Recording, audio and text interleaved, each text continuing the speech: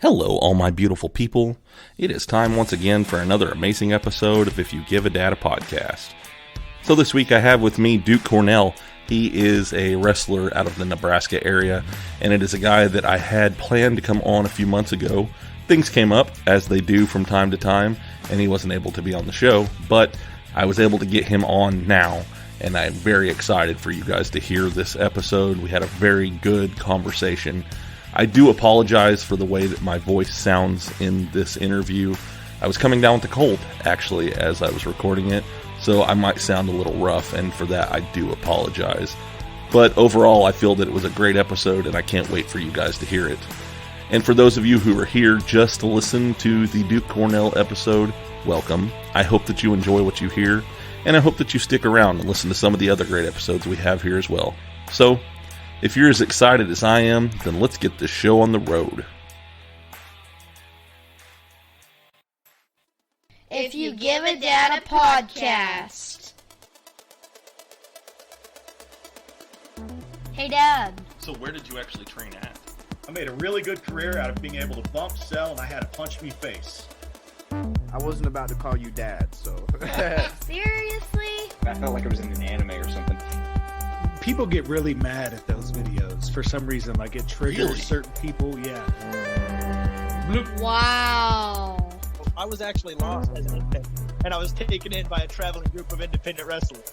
I love it. I'm excited for this one. Bro. Get punched in the face on the daily. Do you always do these interviews with your shirt off? What? Man, this guy won't shut up. All right, everybody. So today I have with me a guy that I've been talking to for a minute about getting on the show and everything, and we had some things come up to where we weren't able to really connect the last time, but I am very excited to have him on now. He is a Nebraska-based wrestler, and he's wrestled in lots of different places, including CEW, FLW, PWP, and WFC. He is known as the Copperhead, and that is Duke Cornell. Man, how are you doing today? I'm doing well today. How are you? Doing really good, just got everybody settled down, kind of doing my own thing now, so it's time to do my favorite part of the day, my podcast. There you go. The first time I actually saw you were wrestling in Bentonville, Arkansas at the Benton County Fairgrounds, and you wrestled Luke Langley in a match. And I have to say, first off, it's one of my favorite matches that I've watched in independent wrestling, and that was my very first independent show that I'd ever went to. Oh, wow. Yeah. Thank you. Yeah, man, y'all put on a great show. And another kind of funny thing is you're also the first wrestler that my daughter ever yelled at and got yelled back at. I'm pretty good at that. I'm pretty good at yelling at children. Yeah. You can ask mine. I keep in pretty good rotation. Yeah, I know that every show that I've seen you at and everything, you always the kids interact with you a lot. They like to get up there and yell at you for sure. Yeah, they like to yell at me because I like yelling back at them. I believe they're kind of the lifeblood on why these going to happen. Because I know as a kid, I wanted to go to wrestling shows. My folks didn't want to go to wrestling shows, but I was the one who got them there. And that's why we got, we sold 4 tickets to get there, is because I wanted to go have a good time. So I want to make sure that they have a good time when they show up. And, I may yell some pretty obscene things at children. I may say that their parents send them out into public with keys around their neck because they don't really care if they come home at what time, and that I could actually be their father because we have matching eyes. I say some pretty outlandish things to them, but I like keeping them involved. And to speak on that match with Luke is by far one of my favorite opponents from last year. Every time I've been in there with him, it's been magic. He's amazing at what he does. He keeps beating me. That part I'm not going to talk about, but he's really good. He's really good. I always enjoy getting in there with him, and I look forward to doing it some more this year too. That's awesome. One of the guys that I had on recently, actually his episode came out today, in fact, and that's Burt Cameron. He was talking very highly of you, and he said that maybe you guys will be able to, lock up here in the near future or something like that. So he was very, when I told him you were coming on, he was like, oh, that's really cool. So Yeah, I've been seeing his name pop up a lot on my radar too, on people to watch on the up and come here. So yeah, I've been taking note. So I kind of want to get into a few things here. Your character I love your character that you've come up with. I think it's very cool. It kind of has almost a Viking feel for me, and a Norse feel for it. What your nickname though is the Copperhead. How did you get that? So Copperhead, with everything, I'm out of Kill Devil Hills, North Carolina, and Copperheads are the indigenous snake over that way. So I just kind of a little homage to back home. And as far as the big Nordic turn and Norse feeling, so when everything had started with this character, it was all spooky leather. You know, you can see it with all the insignia and everything that I carry on me. Right.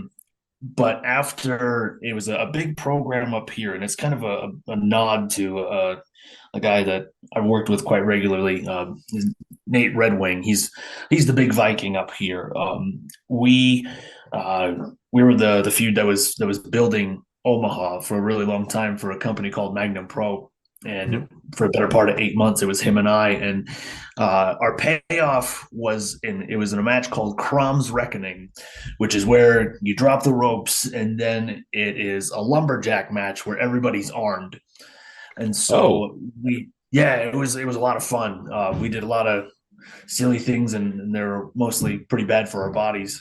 But that was the big feud that really carried the town, and we had ended up we'd sold out the side arena to the main arena in Ralston. It's really just called the side room, but we sold it out about 500 just to finish off that feud, and we were watching the numbers come up as every month we were killing it. So that's just kind of my nod to him, as to whereas he really helped me figure out a lot, and I took a lot from him, and I think he took a lot from me too. So this is just my nod as kind of a thank you. I know it's not something that really gets passed around too much in independent wrestling, to where a big tradition is after feuds have paid off and you really developed a personal relationship and some professional growth with it, you'll actually exchange some of your old gear from the match that was what made everything the best for you. And I really wasn't going to give him any of my sweaty tights. I thought that might have been a little heavy, but he did. He's big Nordic character, and so I threw in the dreads and kind of kept that vibe going for everything. And then with the Cthulhu, that was actually a nod to my buddy Marcus Crane, who we lost a couple years ago, and that was part of his shirt company. He always had crazy designs like that. So I got the patch, and now I just kind of take Mark everywhere with me. Wow. That's really cool. You never know where people get things from, and so that's really cool to be able to hear that side of it. So how did you actually get started into wrestling? So I got started this is where I'm going to date myself, and all these guys are going to be like, oh, it has a 0 in it. So I started in 2008. Okay. And I had just started college over at University of Iowa. Okay. And I found out there was a wrestling facility where they were starting to train just 30 minutes south of me. And I'm like, well, I really can't beat that. So I did what every red-blooded American did. I sold my blood, and then I gambled it so I could pay for wrestling training and my apartment at college, and then go to school and then train, and then somehow had enough money for groceries in there. This was 2008. It was in Wellman, Iowa. It's actually about 20 minutes northwest of where Seth Rollins' school is now. Oh, wow. So we kind of came up in the same area. I was a little more on the way in when he was on his way to bigger and better things. But we bumped into each other a couple times in circles, and their head trainer over there, Merrick Brave, very familiar with him. So that's kind of the area I came up and around over there. And that it's the southeast corner of Iowa, so you kind of get a little bit of that Chicagoland from over in Illinois, and then some of the cats from northeast Missouri would come up and through. Okay, so. Right on. Yeah, it sounds like you. I think you're about the same age as me when you said that you started college in 2008. So it doesn't sound too old to me at all, man. Oh, good. I graduated high school in 2007. So. Okay. Yeah. I graduated in 06, and then I did 2 years of community just to save a little bit of money because I was going to make a big old move and do some dumb things with my body. So I wanted to save up a little bit. Man, I totally get that. So there's something that you have that's a signature part of your gear. You come out to the ring with it, and I thought this was kind of funny because the match that I saw you in, both of you were wearing an eye patch when you first come out. Luke has his, and then you have yours. How did you get the eye patch? So mine, I think people call them a happy accident. What happened was it was a January 2016. Mm-hmm. I was wrestling up north for Fully Loaded Wrestling, mm-hmm. and we were in Williston, North Dakota. Now, if anyone's ever been in Williston, North Dakota in January, I feel awful for you because there's not many more cold experiences than Williston, North Dakota in January. Oh, gosh. We were in the middle of we had a street fight. It was Malachi Matthews and Cody Rice. And it was me and my buddy Brian Gott. We were the tag team of Guns and Beer. So before I was kind of spooky and Nordic, I was a drunk hillbilly. I was I had a 12 ounce in the cup holder, and I was chasing 10s, watching out for 5-0, and I had a 12 sitting shotgun in the shotgun. So, all the hillbilly stuff on that. But of course, we had our street fight, and Cody, he had a screwdriver, and I saw him coming at me, and that ring that weekend, it had tried to hurt a lot of people. We actually had Alexander Hammerstone on the show, and he went to kick a guy in the face, but the board lifted on him, and he about blew out his knee. Oh, no. The top rope went, and it broke on our guy.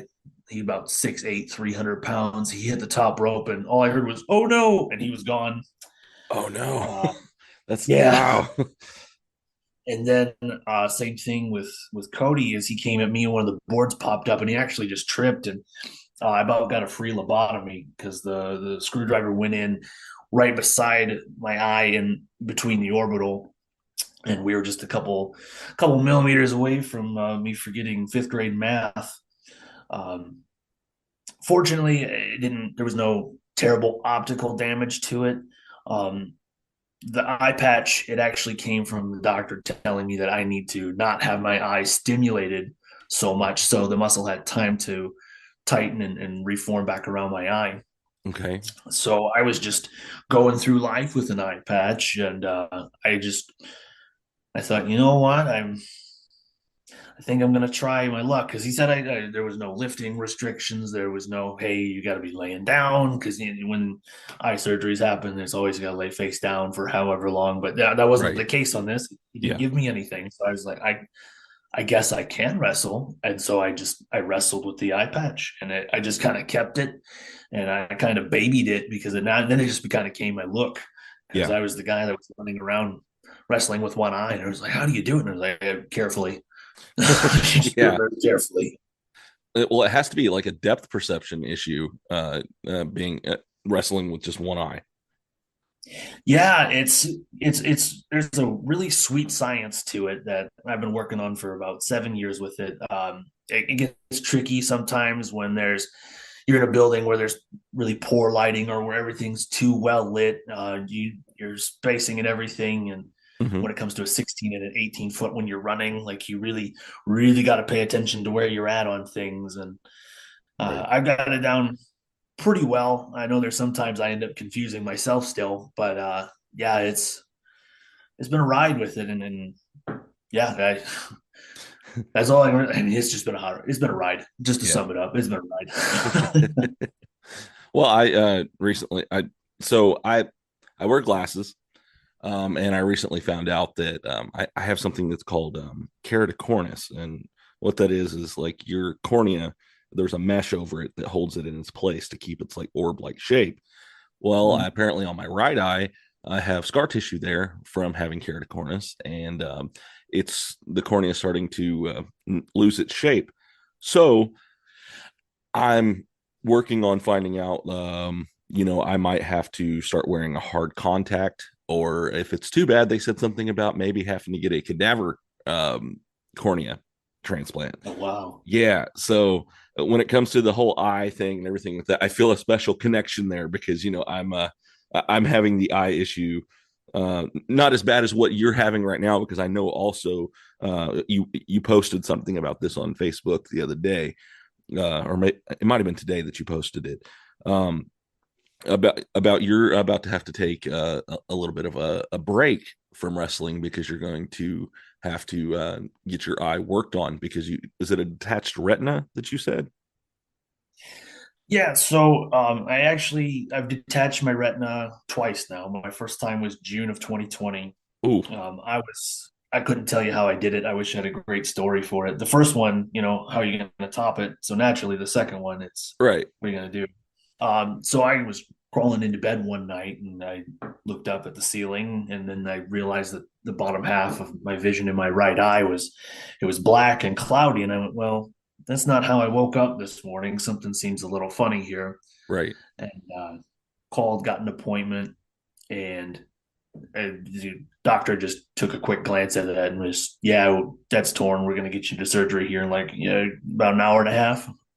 Wow. All right, I'll get my coat. So we just went and rushed me into surgery. And I was under the impression that these are, after your first one, they're like, yeah, you got about an hour and a half, and it could have been really bad. You might have been in about 45 minutes from going blind if we didn't operate on you. So, oh, wow. Yeah. You learn a lot of fun stuff after they fix you up to where it's like, that was a close one, huh? Well, how close is close? Well, if you stopped for lunch, you might not be able to see out of your eye. So, they whipped me up pretty quick, and that was pretty painless. It was just a week where they put a little gas bubble in your eye so it fills out everything, and a little bit more eye juice to keep you topped off. And then, it's just a week, and then they say you can start working out, and I was doing all that, and everything's been great. Then it was about a month ago. I was just getting ready for the morning, and I thought that maybe I slept with my contact in, and because it looked like there's just a little blurb in the corner of my eye, and I was like, okay, well, let's just try and get this out, and it never came out. I was like, all right, well, that's strange. And then it slowly got to where there was more curtain, and then there's blacking out, and then there's the floaters and flashes and everything that they tell you to watch out for next time. And I was like, well, this thing is tore. And I finally went and got it looked at. I went and had my PWP championship match with Pat Powers, and I crouched down at the stage, and that's when it got black. And I went, well, now we're wrestling with no eyes, so we'll see how this one works.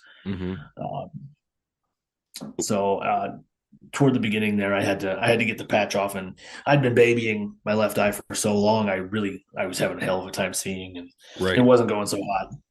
But we finally got it looked at, and that's completely detached now. So now we got to do a really invasive one, and I won't gross you out too much with the procedure. Not that putting a cadaver in your eye is really going to bother you after this point, but right.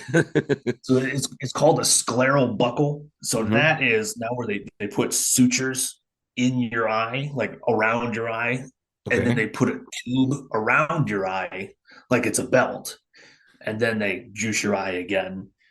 So it's pretty involved, because now it's like they got to cut out more of the meat around your eye to get in there to do it, and then stitch it all back. And it's like, I shouldn't have watched the video on that surgery. So, yeah, because I guess that could kind of psych you out on once you've seen like this is what's going to happen to me. I'm very much one of those. I don't want to see it. Just do it and just get it over with. Kind of people. So that would psych me out. Yeah, I should have just trusted the process. I should not have. Scleral buckle, that sounds involved. Well, heads up, jackass, it is involved. Oh, okay, cool. And then after just sitting and talking with a couple of my doctors here, and to where they wanted to know if I had any recent trauma, and I was like, well, I mean, other than where I get in spandex and fall down, I don't know of any other trauma. Just getting slammed. Yeah, just getting slammed, and I get punched a couple of times. Not a big deal, right? Right. Well, when we start talking about that, I wear the eye patch on up there. Well, do you wear it over the right eye? No, I wear it over my left because there was a incident back in 2016. And I go, well, we're starting to think that maybe because this was never a problem until after you had the eye patch, that this is now your second tear. And this one's even closer after it's been surgically repaired. Yeah. So I would say that you're putting too much strain on one eye.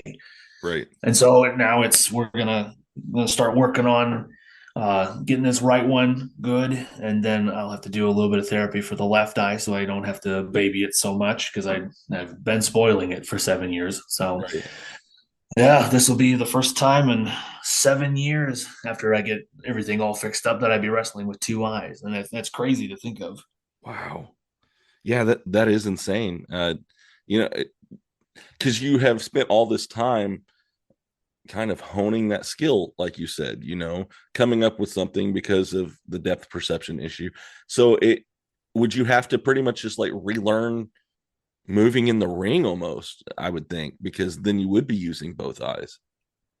Yeah, I can only imagine what I'm stepping into now, because I've been doing it with one eye for so long, and now I have a full field of vision. Yeah. Ooh, we'll see how this works out.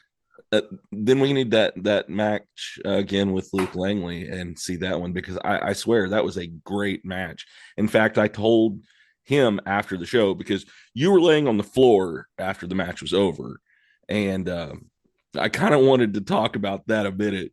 But before I get to that, I went and told Luke, I said, that match was better than probably 90% of what I've seen on TV. And so I remember that match. That was a really good one. It was a very good match, and so it was like I said, it was my first show. So it was the one that was like, okay, I want to know more about this. I want to know about the indie scene. But okay, so going back to you're laying there on the floor after the match, because selling.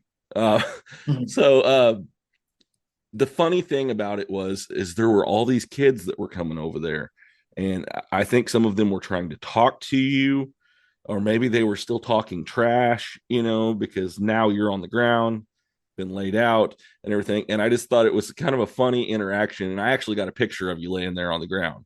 So were they talking trash? Were they trying to help you up? What were they doing?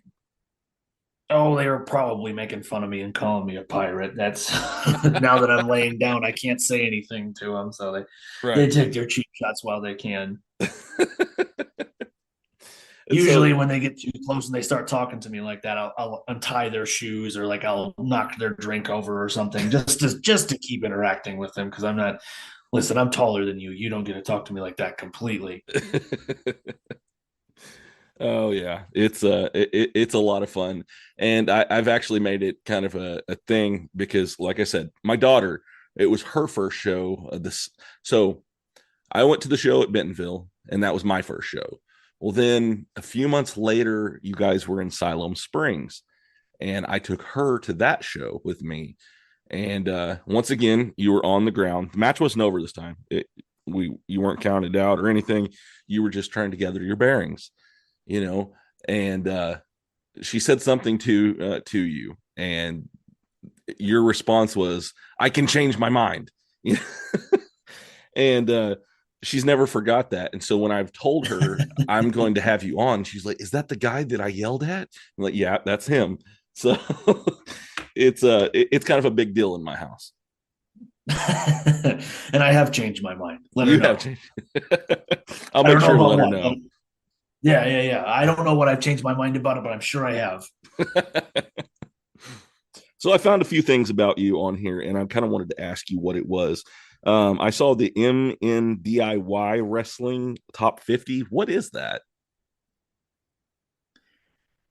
NNDIY Top. Oh, so that was around that time I was wrestling regularly in Minnesota. And that's like That's kind of their fan site, to where there's like in Oklahoma, there's oklafan.com. Up Correct, there, they yeah. have the MNIDY. So I had dipped up there a little more regularly. I was working with a place called Heavy on Wrestling, and then also a couple stints with MAW. I want to say that's Midwest All Stars. I don't know. It gets to be alphabet soup after 14 years.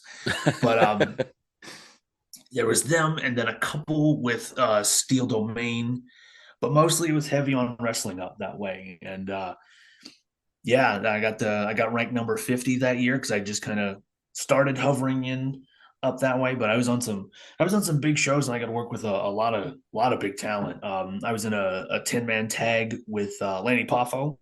Oh, okay.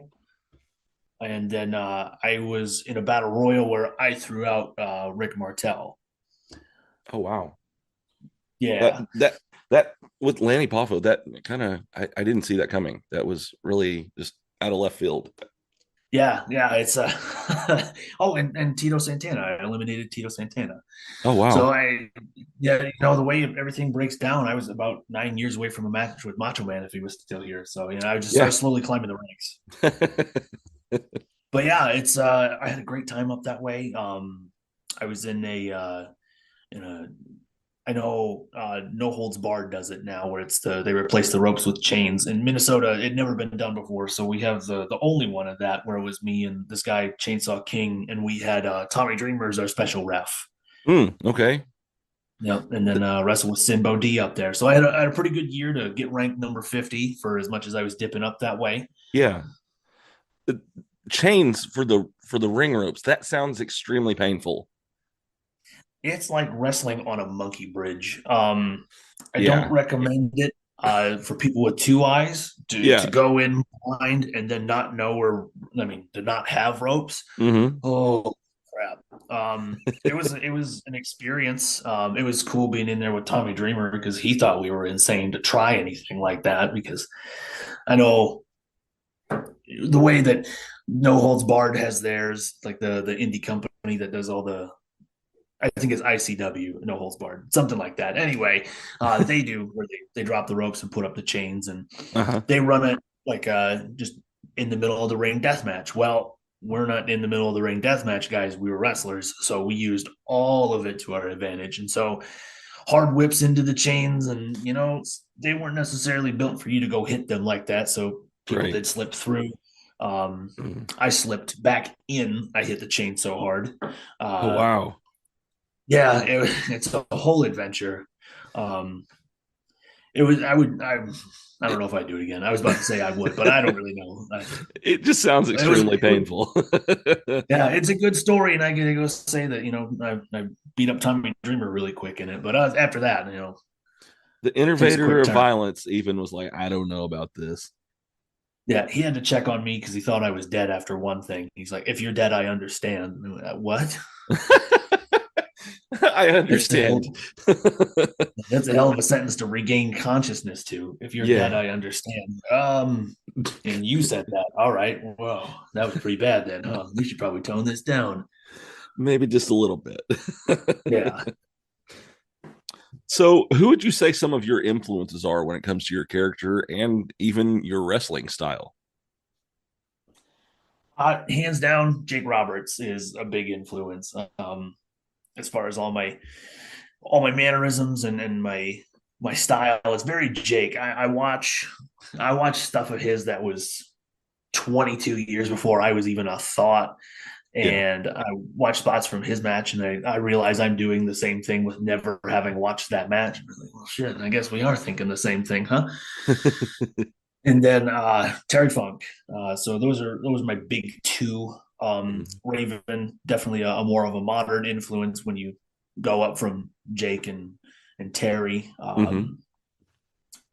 Raven, when I'm still doing a lot more junior heavyweight stuff. So I would say early Jericho, Dean Malenko, the big ones for cruiserweights.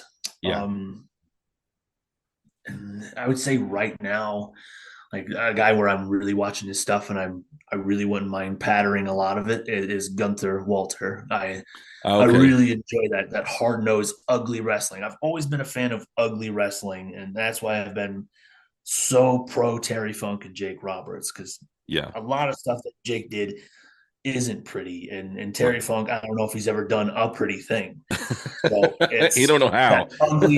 Yeah, even now, yeah. You take a look at any of his stuff, like even when he was early and he was a really crisp and clean technician, he still made it really ugly. And that's always been the one thing that I've really loved with pro wrestling. Yeah. Is to where it's when it looks like a dog fight, where it's not so clean. I like to see clean stuff, but if it can look dirty and transition into something and make it seamless, I'm so for it. Yeah.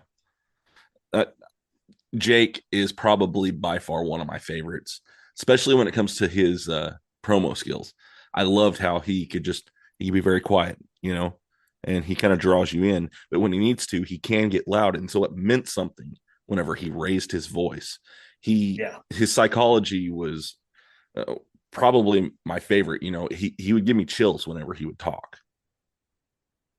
Jake, he came up in an era where he was the guy who whispered where everybody was shouting promos. So it wasn't hard for him to be different and for everything to stand out. Yeah. And he knew that. I mean, he's not a dumb man. He knew exactly what he was doing. And it's just, you have Hogan and Warrior and everyone shouting and screaming and no one making sense. If you have one guy that's quiet and some of it makes sense, someone's going to lean in and listen. And I know people that remember Jake promos a lot better than they remember Ultimate Warrior. They just thought he was a guy with face paint and cocaine. And I'm like, you're close. You're very close. That's very dead on. But yeah, Jake, fantastic. I've patterned a lot of my promos after him too. Yeah. So it's a huge influence. Yeah. I always thought it was cool because it was the one wrestling figurine that I wanted the most as a kid. Is, can you get me a Jake the Snake action figure? I had 4 or 5 Hulk Hogan ones, but I wanted the Jake the Snake because that was my guy. Yeah, Jake was, oh my gosh. So I go, I don't know if you've heard of him, Christian Rose, good friend of mine. We go round and round about Macho Man and Jake Roberts and the Snake. Yeah. Hooked up and he get hit by the snake. And that's a divining rod between how you knew how you were going to grow up, whether you wanted to be Macho Man to get the revenge or if you wanted to be the guy holding the snake. We both wanted to be the guy holding the snake. Like, that guy's cool.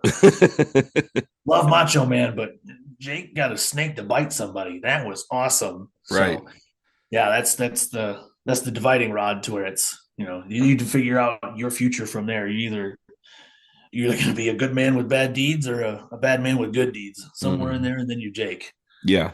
Well, for me, I also think it had something to do with the fact that my dad did not like snakes. And so that just made it all the more cool to me that Jake had a snake, Yeah. I remember as a kid growing up, this will tell you how much my dad did not like snakes. We had a garden snake pop its head up. We had a patio slab on the back of our house. And he kept popping his head up out of the crack that was in the middle of it. Now, my dad is a pastor of a church, and half the church was at our house for something. I don't know what it was, but he was like, I'm going to get that snake. And he actually poured gas down in that hole and threw a match in. And you got half the church looking out our back window, these flames shooting out of a concrete slab in our backyard. Because he was trying to get rid of that stupid snake. So but yeah, so that's how much he didn't like them. So seeing somebody wrestle with one and have one in a bag, and be able to control it, that was just the coolest thing for me. Oh God, I didn't think there was much cooler than that. Watching him just bring out a snake just because he could. It was so cool about it. Like, he wasn't on edge. He was just, there's a snake in a bag. Yeah. Who would you say some of your favorite opponents are that you've wrestled over the years? So I touched on it a little bit with Luke Langley. He's been one of my favorite this last year. Him and I, we didn't touch for probably 10 years before that when we were a tag team, or when he was on a tag team with they were originally the KC Wolves, but then it was Merck, I think is his name now. Merck. Yeah. And I remember he kicked me so hard I thought I owed him money. But yeah, 10 years after that, and we had 3 singles last year, and he's definitely my favorite of last year. Christian Rose, I've only had him a couple times, but he's very smart. He's he gets it on a different level, and it's enlightening to see. I would say I would definitely put Sinbo D up in there. I loved working with him when I did at Heavy On in Minnesota. Yeah, he's been great. He's been a good mentor, and it helps that he's doesn't hurt that he's buddies with old Jake Roberts too. So right, direct line to the Snake Man there. That's cool. And then I would say my one with Madman Fulton, that was really good. Okay. I enjoyed that. Always a good time wrestling with Donnie Pepper Cricket up here because he was my very first match, and I'm sure we've done it 1,000 times in the last 14 years. Anytime I can. Oh, go ahead. That's who you were facing at Siloam Springs, wasn't it? I wrestled Brandon Groom there, and then Donnie came out with a chair, and I ran in, I guess, to go get hit by a chair. Okay. Yeah, Donnie was there. And I think he was in the 8-man. Yes, no, he wasn't in the tag match at the end. Yeah, he was at the very end of it. I remember that much, and he beat me up with a chair. I remember catching one of those. But was Brandon Groom at that one? I don't remember him being at that one. The only one that I thought I'd seen him at was the there was a free show in West Fork that I went to, and he was there. I thought that was the first time that he had been there. So they did 2 shows in Siloam Springs. Or maybe 3. I don't know exactly. There was 2 that I was supposed to be at. One of them I actually went to, and the other one I got COVID and wasn't able to be at. Yeah, I was at that one. It was Groom and I for the Tiger Weight. Okay, yeah. Tiger Weight title. Yeah, that's right. And then it was the 8-man tag at the end. That's right. Okay. I'm getting my stuff all crossed up and everything. Like you said, I get it. It kind of goes together, kind of blends. Oh, I get it. It's soup sandwich up there for me too. I get it.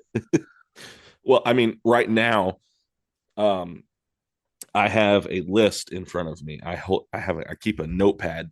When I first started doing this show, it was just off the top of my head. I would just ask questions, and I started realizing I was running out of things to say about halfway through where I should be.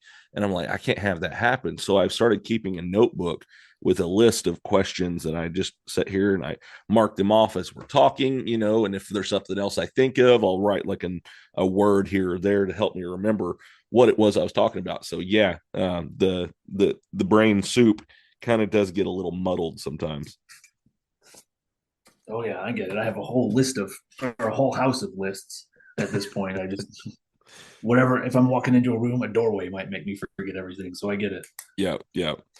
That's also why calendars have become a very nice thing to have on my phone. That way I know exactly when everything is happening. Oh, they're a luxury. Yeah. So what would you say is probably one of your earliest memories in wrestling? What was that one that kind of sticks out to you that you was like, oh, this is something I really want to know more about? So what got me into wrestling was my grandpa and all of my cousins watched it, and I wanted to hang out with them so bad, but I didn't have anything to talk with them about. Mm-hmm. So I took that summer to just really dive in and start watching everything, which was during the Attitude Era. So the greatest time to watch it. Yes. And I just kind of immersed myself in it, and it was, it definitely isn't a memorable match, but the one where I watched it and I said, I can do this was, it was sold out, and it was Wrath versus Bam Bam Bigelow. Okay. Because I looked at that and I went, that is a big, ugly guy. And that is a big, jacked man. And I'm seeing them just hit each other. And I went, you know what? If I can overcome getting punched in the face, if I can see those guys do it, I could probably do it. And then I looked into Bam Bam Bigelow and I was like, oh, he's just a bad man. Okay, I get it. Yeah. Maybe it's not so easy. But yeah, that was my moment to where I was like, you know what? I think I can give this a shot when I get older. And it's not as sweet as like I watched Sting and Ric Flair and I was moved, or I watched Ricky Steamboat and Jake Roberts over in Providence where he took the DDT on the cement. Like it wasn't that moment. It was it was Wrath and Bam Bam throwaway on Sold Out, and I went, okay, Well, I can do this. everybody has their own moment, and it's specific to you. And, that just shows how much that you do love it. It just took something as little as that match to get you to be like, yep, this is what I want to do. Yeah, and it wasn't even for the right reasons. I just went, that dude's ugly. I could do this. And then I did it. And here I am. Now I'm the ugly dude. Everyone's like, hey, I can do this. So you said that you've been doing this for about 14 years. And so you've been in a lot of different storylines during that time. What would you say is some of your favorite storylines that you've been in? So my one with Red Wing in Omaha for Magnum Pro, that's by far the one that really supersedes, because it was very much built. I don't know if we can say his name necessarily in public circles, but it might rhyme with Chris Wenoir. But it was that angle with Raven's flock, to where it was the flock kept growing and he had to keep going through every member to try and get to Raven. And so that one, just because I could physically see the numbers grow and we were the top program for the company, we could see more asses filling seats. And that's why it always holds a really special spot with me there. And, I took a burning hammer through a table. That's cool too. Ooh, but there's that. I would say my early feud in Magnum, where it was before we even got to the arena stage, we were at the Eagles Club stage, and I was with Brian Gott, and we were beating the hell out of each other. I think what made that my favorite is some guy donated his car for me to get body slammed through, and I about went through the hood. Yeah. That'll always hold a special place in my heart and my spine. We had a lot of fun with that. And then just where it kind of took its own wild twists and turns to where we ended up being partners, and then we started hating each other again. And then we introduced our third friend, and I decided to give him a concussion to piss off Brian, and it went on for a couple of years, but it was pretty entertaining. I would say being involved with Haven in WFC for the short amount of time that we had it, because I do really enjoy Wes and Tommy. They're great. Tommy is a sponge. He absorbs every bit of useful information you can give him, and somehow, I don't know for how early in the business he is, he has this ability, but all the kudos to him. He can pick through the stuff that doesn't matter. He can understand what he needs to, and he can take a lesson from, even if it is bad advice, he knows there's something in there to take from it.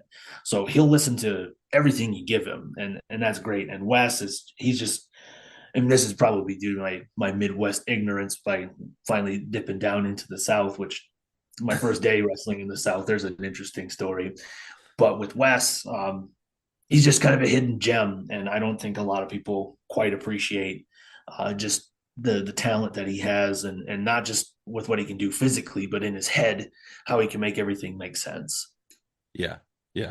I love seeing his creative side, because he's been putting stuff out there for the artistic side of himself here lately, and so it's very nice to see that. And that I haven't actually got to see him wrestle or anything like that in person, but I look to do that soon, because I do love the way his mind works.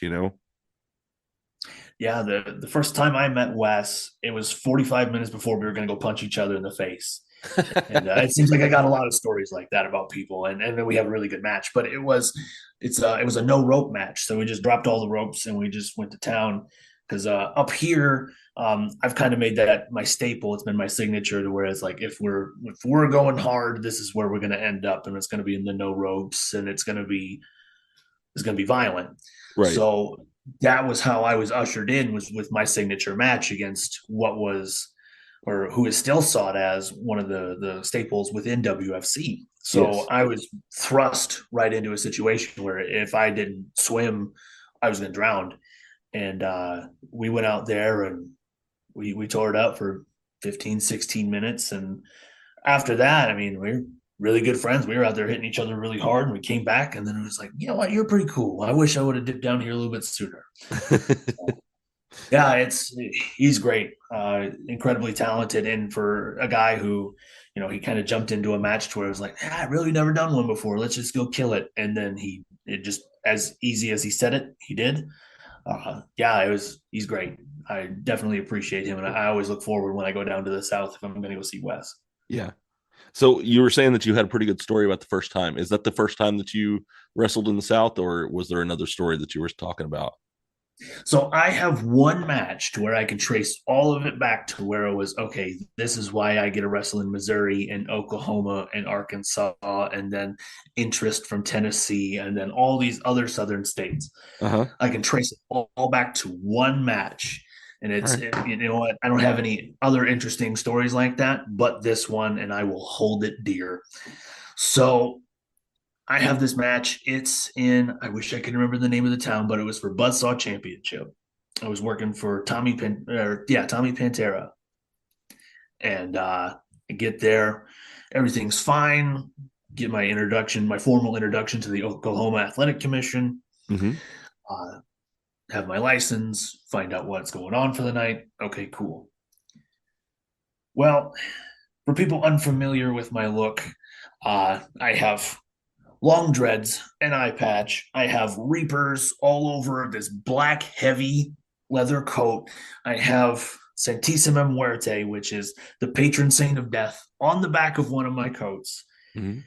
And I have all kinds of insignias. I don't necessarily look like I rolled out of the Bible Belt. Right. And my music hits, I come out. People are kind of quiet because they don't really know who I am. And understandable, first time in Oklahoma, no one's ever seen me. And so I'm looking around, and this goes back and harkens back to I love picking on the kids. There was a kid, he could have been more than 4 years old. He was sitting in the front row. He was playing on mom's phone, probably playing Candy Crush. Just, you know, I figured he was one of the workers' boys because he didn't like wrestling, just wasn't exciting him. Right. And so as soon as I'm up to him at this guardrail, which we were in like a 4-H building, so it was not really a guardrail. And he just drops his phone a little bit because he can feel that someone's staring at him. And he looks over the edge of his phone and he sees me. And all I said was, boo. This kid threw his mom's phone like 4 rows behind him and squealed. Oh, my gosh. And as soon as that squeal came out, I heard mom go, you don't scare my baby like that, you creepy son of a... And then dove over this handrail to come get me. Oh, no. Where 3 security guards are now dragging mom back and out of the building because she can't keep herself. And this child is still crying in the chair. And I'm in a room full of people that watch me make a child cry and mom get ejected. I was public enemy number 1. And I look back and I see Tommy, and he is just grinning from ear to ear. Just, this is perfect. So have the match. I get to the back. I was right. It was one of the workers' wives, and he didn't get the full story. All he got was his wife chewing on him, saying that he needed to go kick my ass. So he was ready to come kick my ass. And I was like, look, if you're really that mad, we can go outside and we can talk a little bit more about it. Mm-hmm. But if you're really not that mad and like you just don't like that I said boo to your child, I mean, you can go back and go back to commentary, and I'll just go change out. Yeah. But we didn't end up having a fight, so he really wasn't that mad.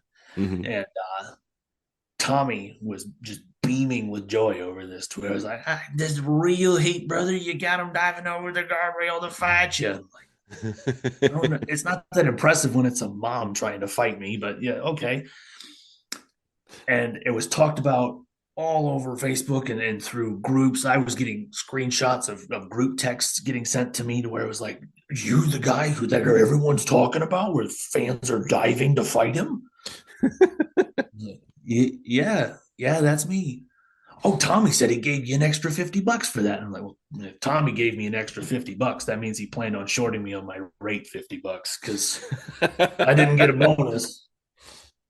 So that's funny. That's the one match where I can look back at it and go, man, people were talking about me after that one. And when I was messaging promoters in the South, because I was like, you know what, I got this Oklahoma license, I got some momentum, let's see what I can do. And it was easy to get people to let me in because like, oh, you're the dude that people are trying to fight. This is great. That is great. And I'm guessing you pretty much are a heel in most places that you go, correct? Yeah, I'm not very likable everywhere. All right. So, I mean, you did your job, you got that heat that you needed. So, I mean, in a way you would think that he would be happy with that. So, yeah, I mean, Tommy was happy with it. The rest of the promoters were happy with it. Like everybody else I've ever worked for has been super grateful. Right. Whenever I've pissed off people, because I can get them all yelling all kinds of obscene things at me. Yeah. I get them all riled up and they all get ready to try and fight me. Like, this is great. He interacts with them. He's pissing them off. I mean, he probably not, make fun of them so much, but like he's doing great. And yeah, it was a blessing because I can really just track back to that one incident where this woman was going to dive over the rail for scaring her child. And all I said was boo. It wasn't even one of my good one-liners. I've had some great singers.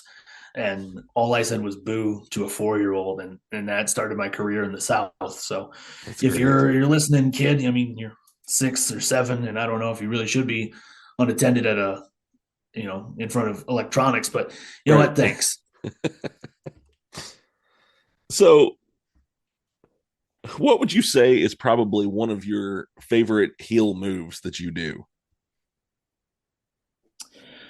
Well, I try and stay away from eye poke kind of stuff because, well, yeah, a little on the nose there, huh?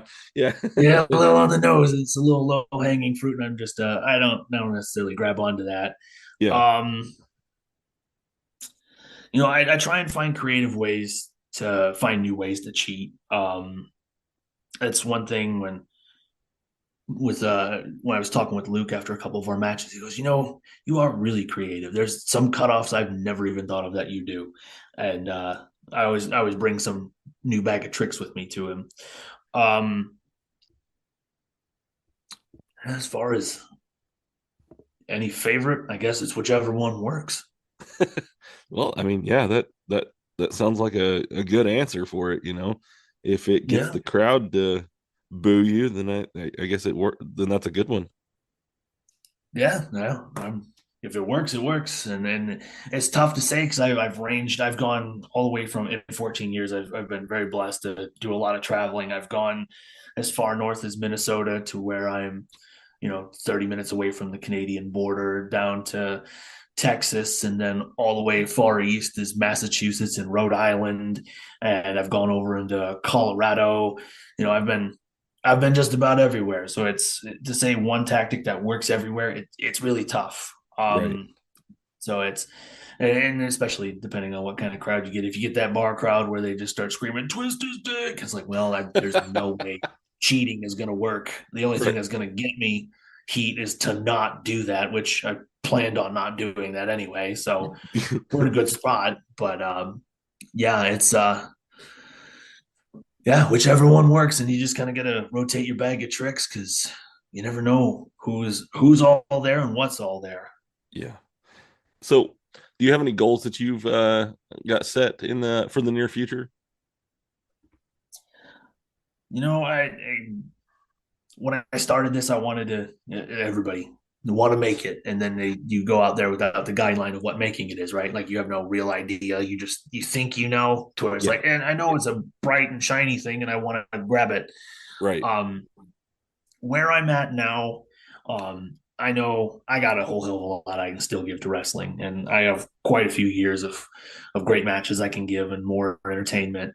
My big goal right now, my big overall, I should say, is with setting up the school up this way and making sure there's more formal training in Nebraska, because as much as there was a school that was hanging around, it's Jason Strife was the big trainer over there, and we actually lost him in December. He a great friend of mine. I known him all my career. He's another guy I met 45 minutes before I went to go punch him in the face, and then we were great friends for another 14 years after that.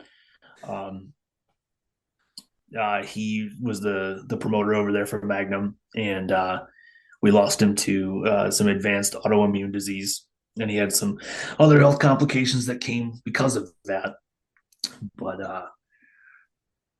to kind of take the reins and make sure that wrestling is in a good spot in the Midwest, because Rollins School, great. I've worked with, probably 80% of the students that come out of there, and I have very minimal complaints. Like, it's, from my understanding, and this could be just someone trying to stroke my ego, it's been pointed out that after they get done and training is to get on the road and get in touch with a few more road dogs to get out there and do some traveling. And my name's been in the conversation from Rollins himself on who to get in touch with. That may be just someone trying to stroke my ego, but you know what? Why are you going to ruin the story with the truth?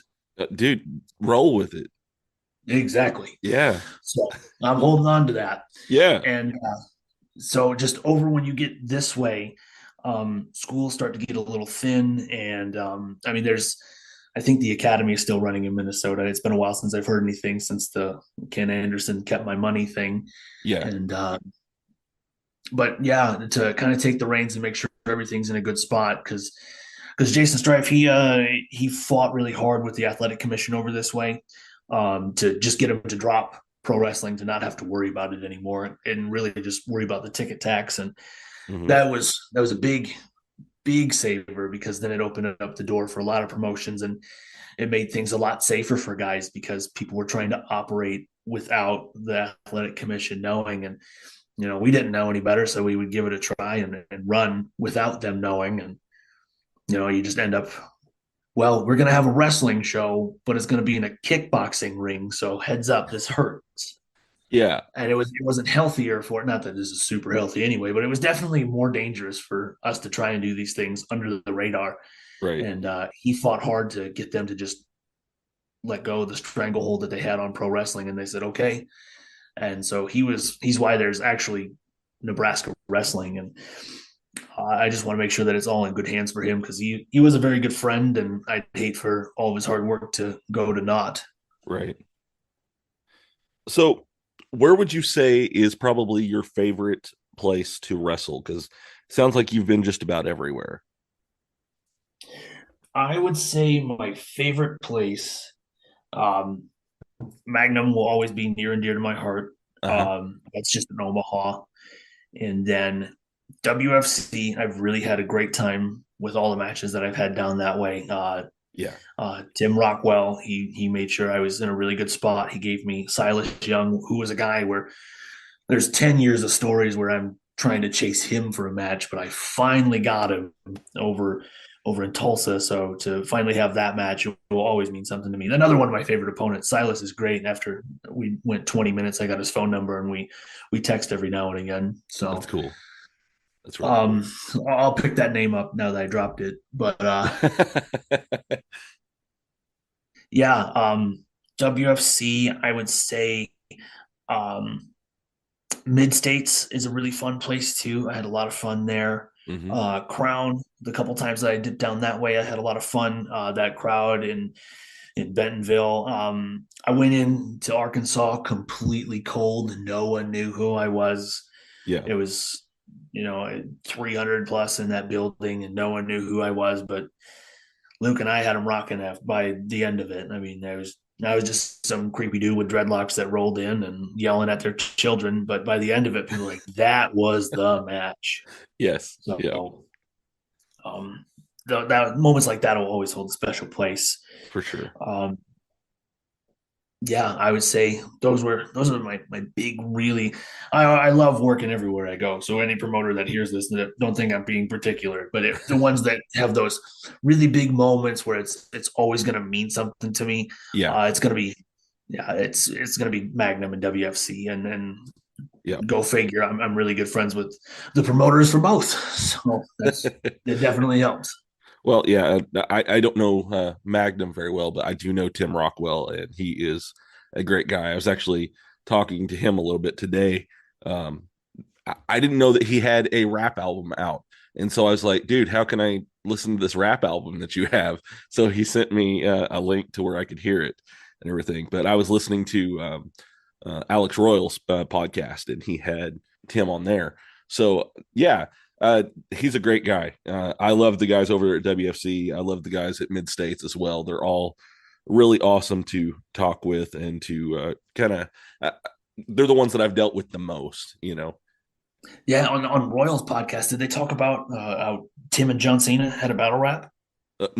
Wait, what? No, they did not. Oh, they did not tell I that. don't want to steal this story from Tim, but. So it was something where WWE was in Tulsa and they were outside of like a Holiday Inn or something. Uh-huh. And he can come in and fill in the details because it's definitely his story. But yeah, he was freestyling, just whatever, uh-huh. battle rapping with some buddies, and then John Cena comes rolling up, and he got in a rap battle with John Cena, and this was like Thug Life John Cena era. So he was on fire, and Tim is now battling him in the parking lot of a Holiday Inn. And I was like, this is so pro wrestling. Like, you don't get this experience anywhere else. Right. That's really cool. Yeah, next time he comes on the show, I'm going to have to ask him about that.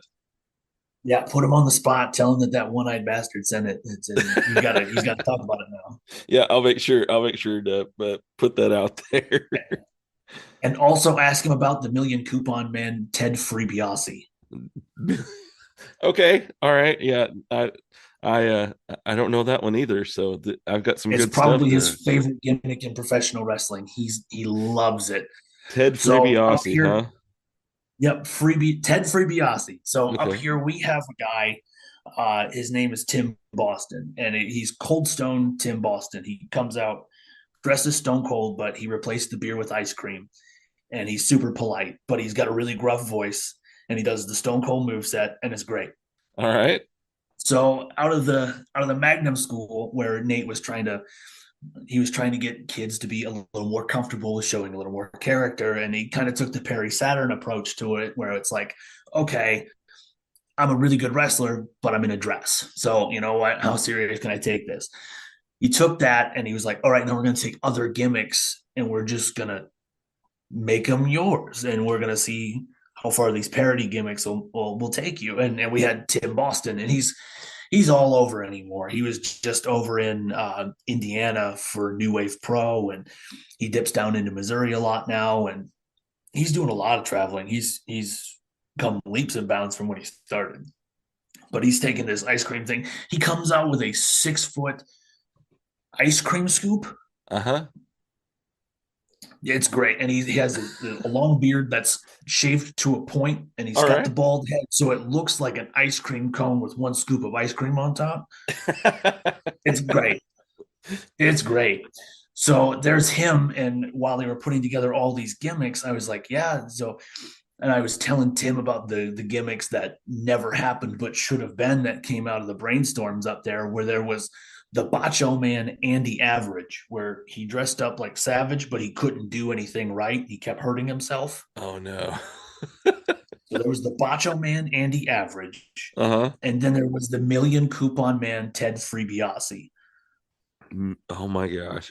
Yeah. There was everybody's got a price, but I got a 2-for-1 special on that price. How did this not ever take off? That would be great. I would have loved to have seen that. You know, it's just to get I'm a laugh. Dropping money on your podcast. I'm dropping money. If anybody wants to pick it up, there it is. Ted Freebiasi, the Million Coupon Man. Yes, it'll take off. Look, the Michael Jackson guy took off on the internet. Ted Freebiasi is just gonna happen. It's discount money because he's got coupons, so it's discount money. Heck yeah. I actually recently just saw the Michael Jackson gimmick, and it made me laugh pretty hard whenever I saw that one. Another one that's really I popped whenever I saw is I can't think of his name at the moment, but he's the guy who does it's the pizza guy. Oh, okay, Luigi Primo. Yeah, Luigi Primo, that's it. Man, whenever I saw his gimmick, I was like, no way. Sitting there tossing the dough during the match and everything, and I'm just like, I was showing it to everybody I could find because it's so different and so out there. And it's funny because those are usually the ones that actually they're getting over. Yeah, it's connecting with the internet crowd where they understand what the attention span is and how to grab that. And as much as old heads can complain about a guy like Luigi Primo, like if you think about it, the eye and hand dexterity that this guy has to do what he does with dough and wrestle. Yes. Absolutely insane. Yeah, that's super impressive. This is coming from a guy who wrestles with one eye. There's no way I try and spin dough around my leg. I mean, I can punch guys with one eye and manage to connect, and I can do everything fundamentally great with one eye. Yeah. But there's no way I'm spinning dough and doing the things that these guys are. It's incredible what they're capable of doing. And if they weren't able to do it, it wouldn't get over. They would just been another blurb on the internet where people are making fun of it because it's, look at this guy, he's spinning around. I don't know what that is, but he looks dumb as hell. Yeah. He's nailing it. He's killing it. He's doing great. Like, I really appreciate the internet style of wrestling to where there's guys like Dan the Dad, where they know it's to get that clip out and they have everything down to 5-8 seconds. Right. So they know how to get it out and get it over and keep people's attention. Right. So I mean, they're all great. They know what they're doing. And for people to say that it's not wrestling, it so is wrestling. Oh, for sure. Yeah. It's just, the thing is it's partially, and this is coming from the outside, I'm not a wrestler. I'm just dad who's sitting in his garage talking about wrestling because I love it. I'm not in the business or anything like that, but a lot of it, I believe what it is people are, for one, they're either jealous because somebody came up with something that they didn't, and they're showing a creative side that they don't understand, or it is just that they don't understand it, so therefore they're going to hate on it. Yeah, it's about after 35, so I'm getting close. My birthday is in March. Anybody that wants to get me presents. Okay, so you'll be 35 in March. 35 in March. Right. So right after 35 is where people start to really hit that. It seems to where it's like they just get bitter to where they don't really want to evolve because they don't understand it. And because they don't understand it, it doesn't make sense. And if it doesn't make sense, it's wrong. Like, it's a really big chain of just a downward spiral that just kind of shuts people off. I try and stay I'm trying to stay ahead of the curve on that as much as I can. Cause I know things have changed because I was in the middle of the transition. I started in 2008 when everything was strong style era. Everyone wanted to get on IWA Mid-South and hit each other really hard. And, if you get dropped on your head, it happens. I mean, I came up from where I was in that environment. And then also at the same time, I was on the Gathering of the Juggalos, watching the mayhem ensue from that. And then I've watched it transition into something where it's not drop each other on our head and it's not see how many pills you can pull out of the bag. I was never one of those guys. I was always the one that drove, but like, you see where it was head trauma and that environment, and to watch it kind of wean back to where it's like, we're just going to go to Applebee's after this and, talk about silly things. And it's like, you know what? This is actually a little bit safer. I'm pretty happy with this change.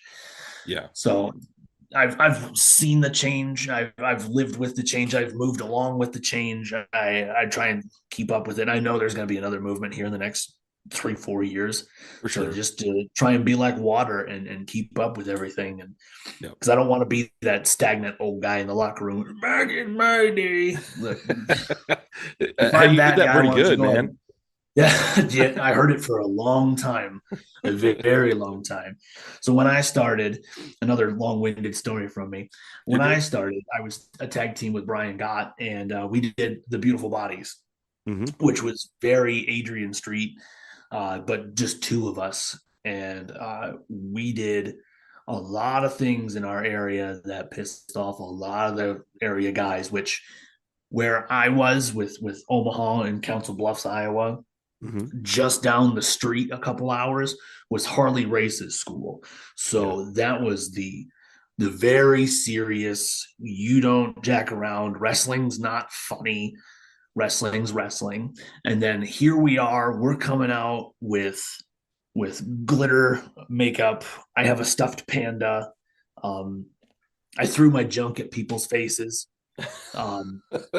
And these were the guys that I was wrestling, and then they'd go beat the hell out of me and then tell me why everything I did was wrong. Now you fast forward 14 years, like, man, I was pretty mellow, huh? Yeah. I was just ahead of the movement, I guess. I don't know, but yeah, it was, wrestling's ever changing, and you got to really keep up with it. Otherwise, you are that dude that's sitting in the locker room, and then everyone goes, "Well, if you hate it, why are you, late 30s sitting in the gym with a bunch of kids?" I think that makes you pretty weird. Right. So, yeah, it's one of those things that you got to keep up. You got to keep up. It's ever changing. It's ever evolving. I started out looking for bookings on MySpace, and now it's you're dating yourself there, man. No, I know. Some people are going to look that up. What the hell is MySpace? I think it tried to make a comeback and it just didn't work. Yeah, I heard that, but I never got on the train with it. I just thought, you know what? Let a good thing die. It's okay. I tried to find my old MySpace page, man. I can't find it. I don't know. It just disappeared. So I'm so glad mine's missing. I get that, but at the same time, I put a lot of time into that, a lot of coding into that to get it to look cool, to where you get on there and everybody, gripes because it would glitch because I had all these cool things on there.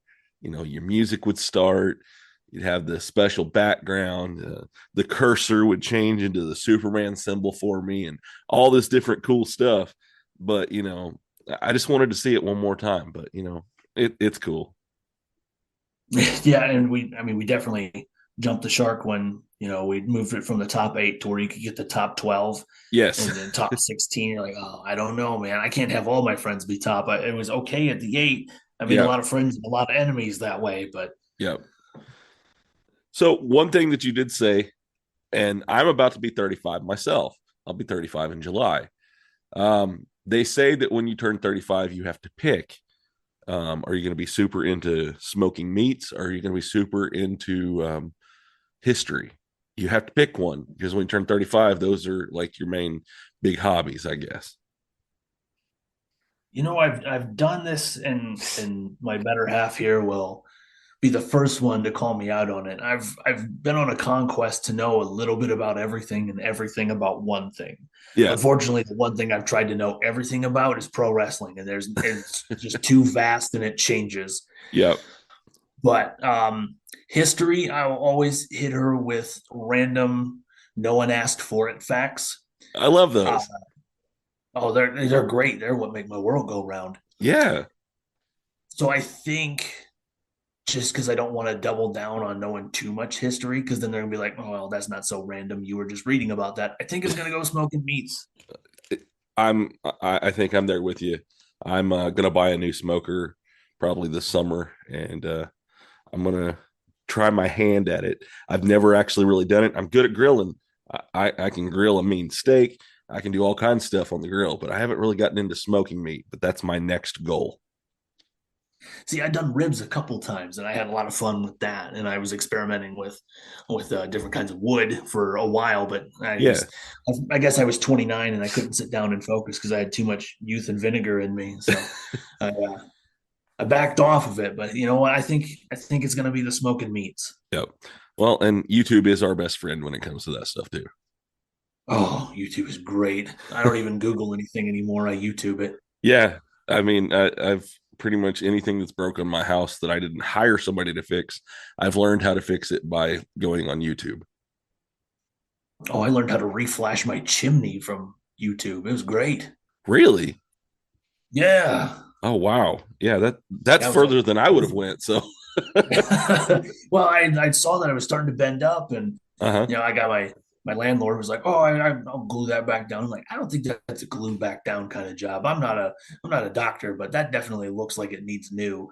Yeah. So I YouTubed it, and 75 minutes later, I knew how to reflash a chimney, and I was doing mine, and I just knocked out my neighbors because he saw me doing it. So I was like, all right, perfect. Wow. So kind of going with the same subject that we were on, do you have any hobbies that maybe you're into? Any real hobbies? So I have a million hobbies that I'm into, but then none that I've really committed to. Okay. A long time ago, I can't say a long time ago. It was a few years ago. I was into distilling whiskey, so I was doing that. Okay. Before that, I was making beer with some of my friends. Mhm. After that, I picked up pool for a little bit. Um, yeah, I just kind of bounced around, and I've done so much. Like I could look around the house and I could see just a whole bunch of half projects where I was like, oh yeah, I didn't do that. And then your wife just looks at you, and shakes her head, right? Yeah, that's why it's so hard to get her on board with some of these projects. She's like, you haven't finished the first 50 of them. I'm like, I know. Yeah, you're right. That sounds like mine. Yeah. So it sounds like you've got decanters and a pool table going. Yes, yeah, I pretty much have my own little bar down here now. I just gotta get the fancy bar top, and I'm good to go. But There you yeah, go. I got the pool table down here. I got darts down here. I picked up hatchet throwing for a while because that was good rehab for my shoulder after the no rope chain match. Because Oh, I okay. blew that out. So yeah, I picked up hatchet throwing for a while, and then I picked up a whole fire axe and started throwing fire axes. Wow. Yeah. Did you get pretty good at it? I was doing pretty good. The fire axe. I really wasn't getting quite into the groove, but hatchets, yeah, Uh-huh. I was blasting down trees. I was killing it with hatchets. That's cool. That's actually something that I enjoy doing. Every year we have, it's just north of us a little ways into Missouri. It's Exeter, Missouri. And they have a corn maze and they have axe throwing and all the different things like that. And that's probably one of my favorite things to do there is the axe throwing when we go. Oh, it's so much fun until you get with your buddies and it becomes a competition. And then it's like, it's not as fun, but then you can get lubed up and you can have a really good time with some drinks. And then you're like, you know what? Let's put the axes down and just finish out with the drinking then. Yeah, exactly. So I know, like you said, you're going to be taking a little bit of a hiatus and everything like that. But do you have anything coming up that maybe you want to talk about? So February 25th, we have a show here in Nebraska City. It's for Rugged Pro. Mm-hmm. I'm in my first match back after eye surgery. I will be in a ladder match. So, I've made good choices. Why not keep the ball rolling? And it'll be me and Lars Metzger for a company, Rugged Pro. I might have said that. I don't know. Concussions. So that's my first match back. And then March 4th, I'll be dipping back down into the South. And then March 5th, I'll be back with Wrestling for a Cause. Okay. So with doctor saying 2 weeks to recover, I'm figuring, just waiting on the 2 weeks here because they're going to put a whole new tube around my eye, which that'll be an experience. But it's going to be the first time in 7 years wrestling with two eyes, and I'm going to just throw myself out there, and we're going to see if I sink or swim. All right. So I just have a couple more questions before I get you off of here. This one's a little different. It's outside of the wrestling side of things, but I noticed on your Facebook it said that you speak German. Yeah. So for a long time there, I was studying German for 3 years, and I was invited to go on a trip. This was back in high school. Uh-huh. And this also speaks to I jumped into a million things and never finished one. But I did 3 years in that, and I was invited to go along on the expenses paid. And then it was, Mom found out you can drink when you're 16 over there. And she's like, well, maybe you don't need to go to Germany to speak German. You understand what I'm saying? I went, yep. Yeah. You don't have much free reign if I'm across the world. Got it. So Yeah.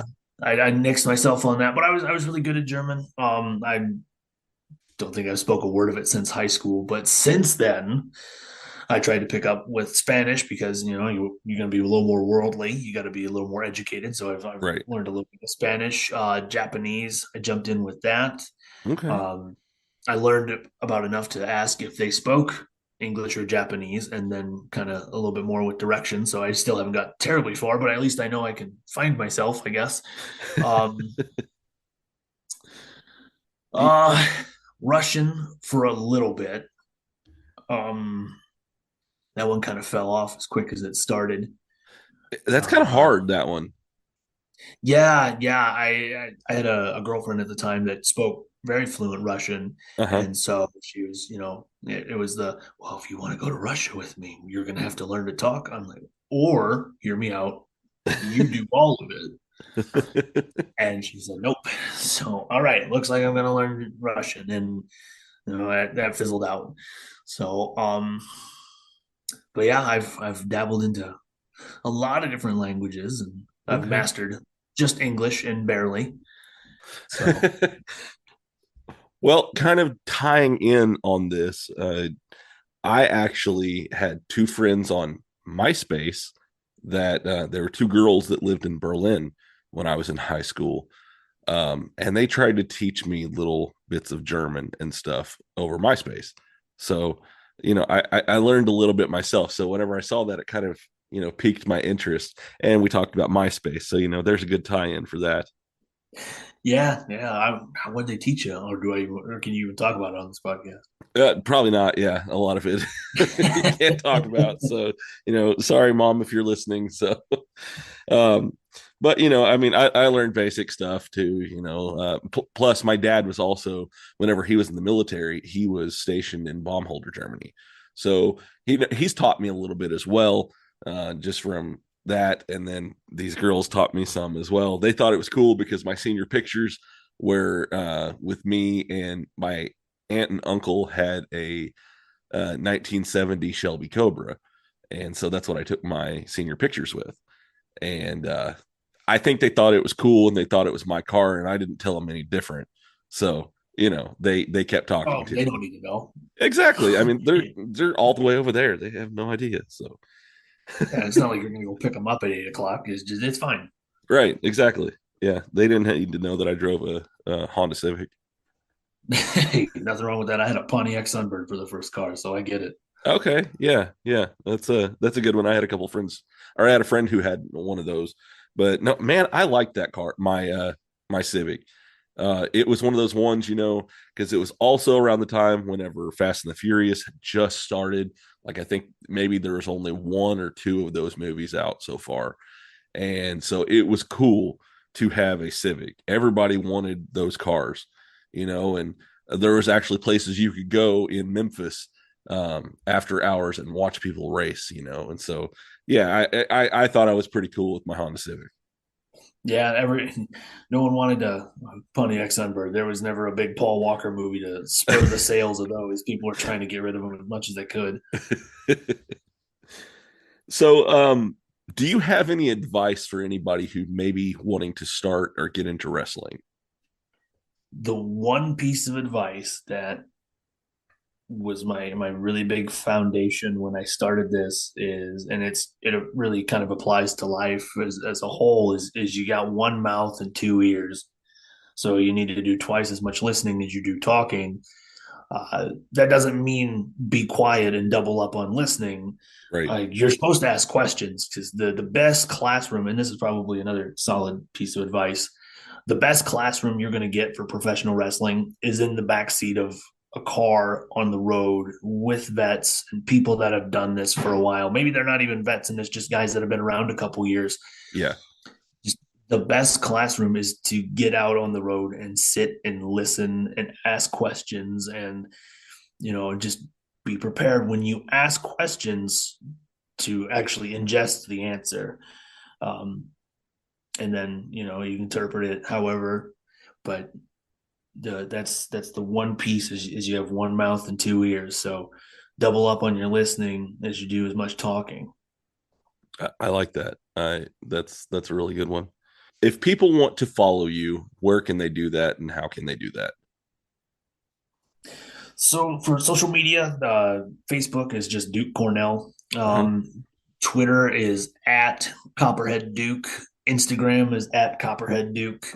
I don't have Snapchat or anything crazy like that. I don't have TikTok. I need to get on that. It's the new craze, man. It is a new craze. I got a 16-year-old daughter that's running around showing me all kinds of these crazy things, and I know I gotta do something for it, but damn it, my matches are too long. I don't have any little snippets I can just put up and keep people's interest in 20 seconds. So I just, I got to work on that too. So, but those are the big three for me. All right. Well, man, it has been great talking to you tonight. I've really enjoyed it, and I'm glad that I was able to finally get you on here. Yeah, I'm sorry about that last time.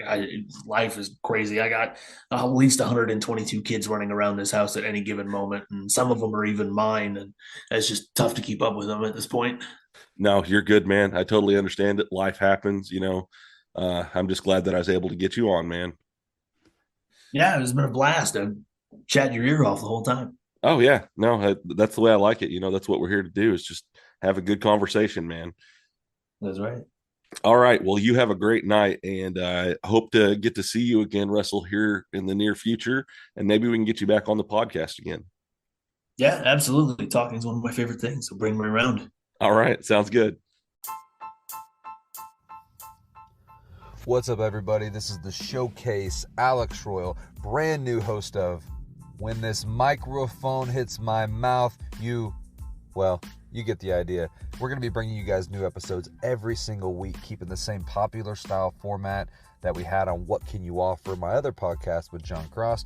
Be sure to check that one out, because every once in a while you might see another special episode, and you never know, John might cameo on this one every once in a while. But we're going to bring you unique perspectives on all things Oklahoma wrestling, pop culture, entertainment, podcast, and really, honestly, just anything that pops up. We're just going to have a free-for-all, have conversations, have guests, and have a grand old time. So be sure to check us out every single week. The goal is to have a new episode drop every single Friday, so you, yourself, your friends, and everybody else listening to this right here can check us out. Be sure to check back.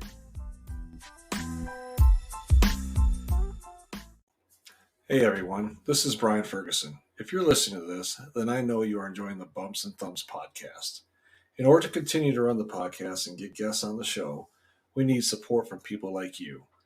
Please go to anchor.fm/Brian, BRIAN, Ferguson, FERGUSON, 3, and click on the support button. Once you are there, you'll have options to select from to make a monthly contribution. Your support will help us get on wrestling stars that require financial compensation. Again, that's anchor.fm/Brian, BRIAN, Ferguson, FERGUSON, 3, and click on the support button. Thank you for listening. Thank you for your support, and enjoy the podcast. We are Talking with Words, and we are checking out every movie, every book, every video game, every TV show that we can get our hands on. Welcome back to Talking with Words. Sorry about your eardrums. You're here with Rob, Sally, Cameron, Ryan, and David. Man, that fucking delay kills it, doesn't it? That's going to be fun in the edit room. You should let him go first. So how well do you know your favorite movie? How much hate do you have for your most hated movie? Because we can definitely help with that. I'll buy you a drink. You don't have to flirt. So tonight we're going to watch Memento. Hey, we're going to watch Nope. And we're going to watch the new Thor movie. You know this is also called The Big Salad? Maybe she had ribs like Matt Houston. They're just made of jelly. I was thinking the same. You're so fragile. You touch them and they just snap. Russell Crowe, when he comes down to address Thor, his little stop and pause, and he lifts his his skirt up and walks down. Yeah, he prances down the stairs. It was so He good. has not aged well. Come nerd out with us at Talking with Words, anywhere that you listen to podcasts. Yow! Charlie, take it away. Are we recording? All right, everybody. I hope that you enjoyed that episode with Duke Cornell. He was a lot of fun to talk with, and I've since talked to him some more. He is actually recovering quite well, and I hope that he continues to have a speedy recovery getting those eyes working. I understand how that is. So I've got some really good episodes that are coming up here soon. The next one that you will be able to hear is a returning guest, and that is the Silverback, Joe Helms. He came on and we had a really great conversation, and I'm excited for you guys to hear that next week. So just be on the lookout for that. I'll be dropping the advertisements and everything for it probably at the end of the week. That way you'll remember to come back and listen to that one as well. If you guys want to follow me online, you can do so by going to any of the social media websites that you want to, really. I'm on most of them. I'm on Facebook, and that's at IYGADAP, which is the acronym for If You Give a Data Podcast, or as I like to say, IGADAP. Or you can go and follow me on Instagram. I'm starting to get quite a few followers on there. It's starting to pick up, and I'm really enjoying talking to people on there. I've actually had a few awesome people reach out to me that I will be bringing on the show as guests over the next few months and everything like that. And they've reached out to me through Facebook and Instagram both. So if you want to reach me on Instagram, you can do so by following at Give a Data Podcast. You can also follow me on Twitter, and that is at DadPodcast11. I'm also on Hive, and it's at DadPodcast11 as well. I'm on Snapchat, and that's at IGADAP as well. So yeah, go follow me on any of those. You can also follow me on TikTok, and it's also the IGADAP as well on there. Or if you just want to Google and say, If You Give a Data Podcast, you can find me on Google. I'm probably the first 10 to 15 results that you find on there. So just go and look me up on any of those and send me a message, or, just follow. I love hearing from you guys. So if you want to send me a message, I would love to hear from you. If you want to send me an email, you can do so by going to giveadatapodcast@gmail.com and send me a line there. I love talking to my listeners and hearing what you have to say. So yeah, reach out to me. Let me know what you think. Let me know what you think of this episode. If you liked it, go out and rate it and review it and tell me what you thought. If you're on Spotify or if you're on iTunes or Podbean or any of those, just go out there and like the episode or give me a star rating, whatever you want to do. Let me know what you think and how you think this show is going. Reach out there and give it a like. I want to give a shout out to my podcast network, the OIW Podcast Network. They have all kinds of great podcasts on there that you can listen to. It's not just wrestling. They have all kinds of stuff. They even have guys that do retro gaming on there that you can listen to as well. There's a lot of fun and different content that you can listen to on there. My buddy on the Gilmy Talks podcast, he does a lot of stuff out of the Toronto area. So yeah, go and give them a listen. And thank you for making me a part of the OIW Podcast Network. I have merch out there. You can find my links in my show notes. Or you can find it on social media if you want a t-shirt that says If You Give a Data Podcast. Like I said, I will be having some coffee mugs and maybe some other things coming out here soon as well. So just stay tuned, and maybe we'll have something really cool that comes out. I'm trying to start making more stuff for when I have a guest on the show and things like that. I am excited to tell you this, but I actually have Johnny Lightning coming to record with me as I'm talking to you. It is Friday, February 17th, and on the 20th, he's actually, as this is coming out, he's going to be at my house to record with me, so should be some awesome content coming out with that. Probably talk some wrestling, and we'll talk some comic books and different things like that. So one half of Toxic Masculinity will be with me on Monday, and I am very excited for that to happen. So, yeah, also I want to give a shout out to D-Cure for making my ending theme song for me on this show. He is awesome. He's coming out with new music already again. I saw him make an announcement today about more new music that's coming out. This dude is crazy monster when it comes to making new, fresh music and content, and I love everything that I'm hearing from him. So if you like the way that my ending theme song sounds, I will have a link for his website on my show notes as well. Go out there, follow him, follow all of these great, awesome people, and yeah, show them some love, show me some love, I want to hear from you guys. So I love you guys. I hope that you have a wonderful week, and I will see you next time. Bye.